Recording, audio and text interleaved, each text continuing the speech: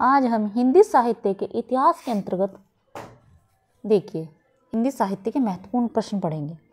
वैदेही वनवास नामक काव्य लिखा है, किसने लिखा है? अयोध्या सिंह उपाध्याय।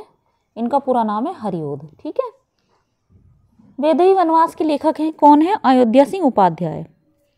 इनके द्वारा ज़्यादा जो फेमस है, प्रसिद्ध उपन्यास नामक काव्य है तो वो कौन सा है? वैदेही वनवास काव्य है। ठीक है, वैदेही वनवास के रचयिता कौन है? अयोध्या सिंह उपाध्याय हरिओद है। ठीक है, खड़ी बोली में प्रथम महाकाव्य प्रिय प्रवास के रचयिता हैं कौन है?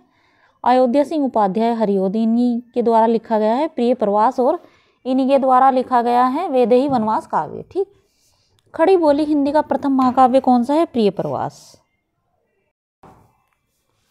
निम्नलिखित में से किस से खड़ी बोली हिंदी का पहला महाकाव्य माना जाता है? प्रिय प्रवास को। ये देखिए प्रश्न कितनी बार पूछ लिया है, 2018 में भी आया है प्रश्न। निम्नलिखित में से कौन सी रचना अयोध्या सिंह उपाध्याय हरिओद की नहीं है? कौन सी नहीं है? विचित्र विवाह नहीं है। बाकी आप ये ध्यान रख सकते हैं कि देखिए चोखे चौपते भी इनकी है, वैदेही वनवास, चुपते चौपते, ये तीनों इन्हीं की रचनाएं हैं। दिवस का अवसान समीप था, गगन था कुछ लोहित हो चला, तरु शिखा पर थी जब राजती, कमलिनी कुल वल्लभ की प्रभा। काव्य पंक्तियों का संबंध है, मतलब ये काव्य पंक्तियाँ किस कवि से संबंधित है? प्रिय प्रवास से। ठीक है, प्रिय प्रवास मतलब अयोध्या सिंह उपाध्याय हरिओद द्वारा लिखा गया काव्य है, उससे संबंधित ये कविताएं हैं, उसी की हैं ये कविताएं। द्विवेदी युग की कविता है। द्विवेदी युग की कविता कैसी है?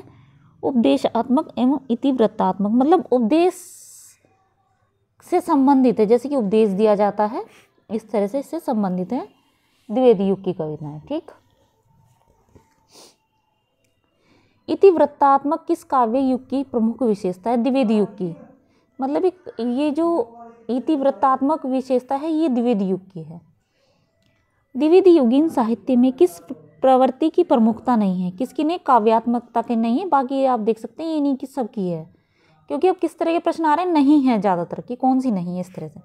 गद्यात्मक भी है, वैचारिकता है, इतिवृत्तात्मकता भी है। ठीक है, मधुप उपनाम से काव्य अनुवाद करने वाले कवि निम्नलिखित में से कौन है? कौन है?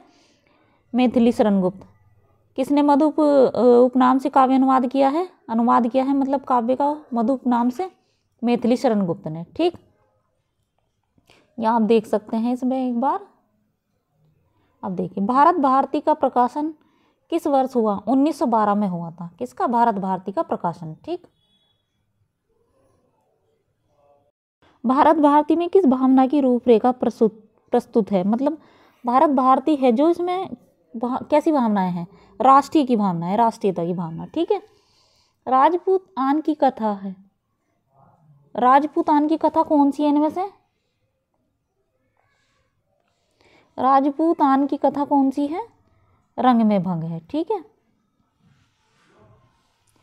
चिरगांव किस कवि का जन्म स्थान है? चिरगांव में कौन से कवि का जन्म हुआ था? मैथिली शरण गुप्त का। ठीक है, किसान के रचनाकार कौन है? मैथिली शरण गुप्त है।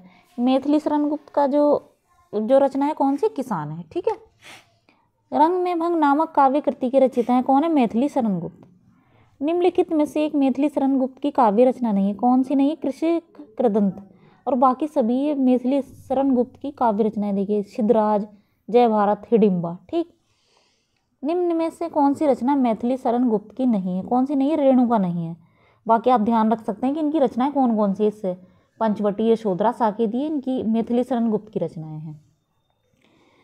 इनमें मैथिली शरण गुप्त की रचना नहीं है। कौन सी नहीं है? प्रेम पथिक नहीं है। देखिए फिर से ऐसे ही प्रश्न, भारत भारती, जय द्रथवर्ध, यशोधरा, ये सभी मैथिली शरण गुप्त की रचनाएं हैं। ठीक है।